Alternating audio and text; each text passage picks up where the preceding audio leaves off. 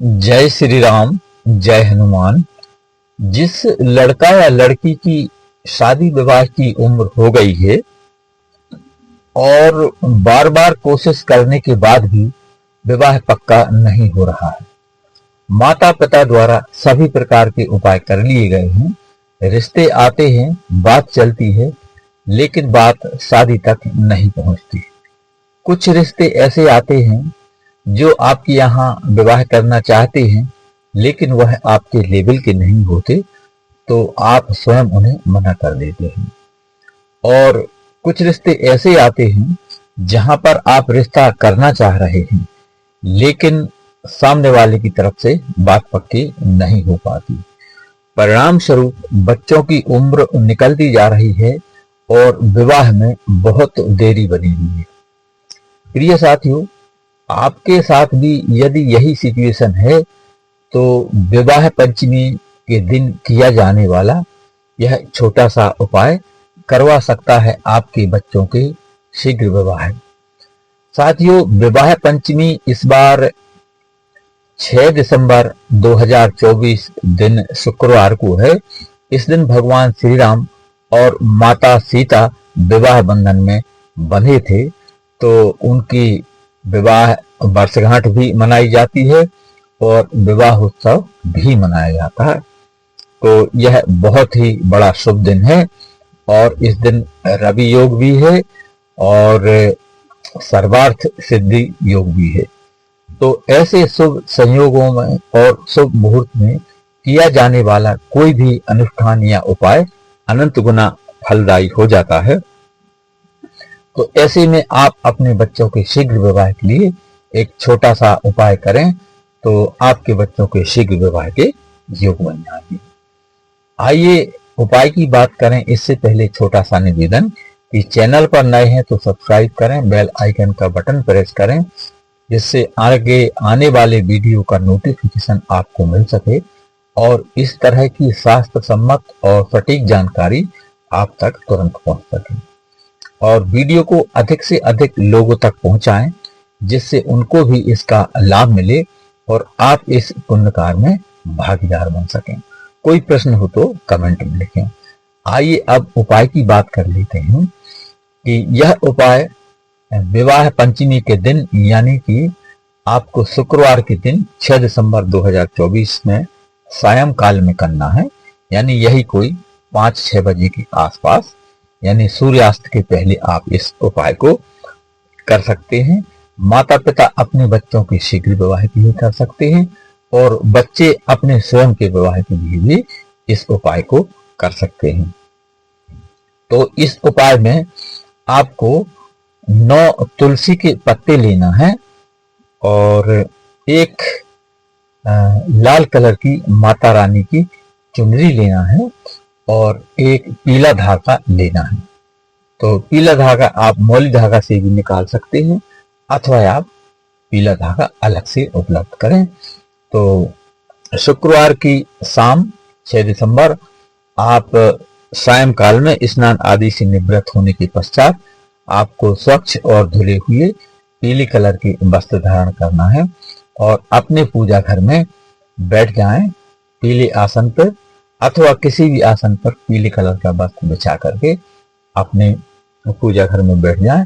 पूर्व और उत्तर यानी कि ईशान कोण की तरफ मुख करके और सर्वप्रथम एक शुद्ध देसी घी का दीप प्रज्वलित करें और श्री हरि विष्णु अथवा भगवान श्री राम का चित्र अपने पूजा घर में हो तो अच्छी बात है, नहीं हो तो आप बाजार से भी बुलवा सकते हैं अथवा राम दरबार का चित्र आप रख सकते हैं जिसमें माता सीता और भगवान राम विराजमान है।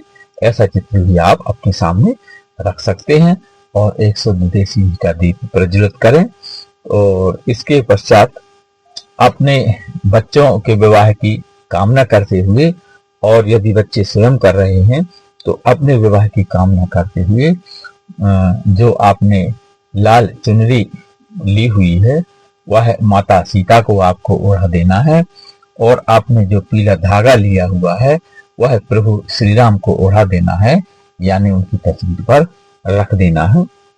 और इसके बाद रोली और कुमकुम का थोड़ा सा पेस्ट बना करके आपको तिलक करना है। और एक श्रृंगार किट आती है मार्केट में, जिसमें सुहागन स्त्रियों के लिए यह श्रृंगार सामग्री दी जाती है। तो आप कुछ श्रृंगार सामग्री भी आप बुलवा के रखें। तो माता सीता को आप अपने बच्चों की शीघ्र कामना करते हुए माँ सीता को आपको समर्पित कर देना है।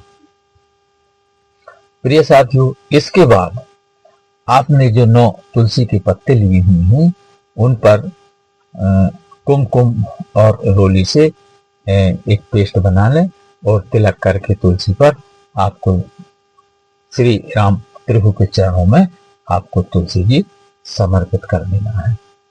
और इतना करने के बाद जो माता रानी की लाल चुनरी आपने माँ सीता को समर्पित की है और जो प्रभु श्री राम को आपने पीला धागा समर्पित किया है, उन दोनों की आपको एक गांठ बांध देना है अपने बच्चों की शीघ्र विवाह की कामना करते हुए। और बच्चे स्वयं यह उपाय कर रहे हैं तो उन्हें स्वयं के विवाह की कामना करते हुए माता सीता और प्रभु राम के चुनरी और पीले धागे से आपको गांठ बांध देना है। और आपको प्रार्थना करना है कि हे माँ सीता, हे प्रभु श्री राम, जैसी आपकी सुंदर जोड़ी बनी हुई है ऐसी मेरे बेटा या बेटी की जोड़ी बन जाए, ऐसी कृपा करें, ऐसा मुझे आशीर्वाद प्रदान करें। इस तरह से आपको प्रार्थना करना है। और बच्चे स्वयं कर रहे हैं तो स्वयं के लिए उनको प्रार्थना करना है। प्रिय साथियों, इतना करने के बाद आपको एक मंत्र का जाप करना है। यदि बेटा बेटी स्वयं यह उपाय कर रहे हैं तो उनको थोड़ा सा अलग प्रकार से बोलना है। और माता पिता अपने बच्चों के शीघ्र विवाह के लिए उपाय कर रहे हैं तो उनको थोड़ा सा अलग प्रकार से बोलना, मंत्र एक ही है। तो पहले सुन लीजिए, यदि बच्चे स्वयं कर रहे हैं तो उनको मंत्र बोलना है, ओम सृष्टिकर्ता मम विवाह कुरु कुरु स्वाहा। ये मंत्र बोलना है, ओम सृष्टिकर्ता मम विवाह कुरु कुरु स्वाहा। और यदि माता पिता अपने बच्चों के लिए कर रहे हैं तो उनको बोलना है, यदि लड़का के लिए कर रहे हैं तो मंत्र बोलना है, ओम सृष्टिकर्ता मम पुत्र विवाह कुरु कुरु स्वाहा।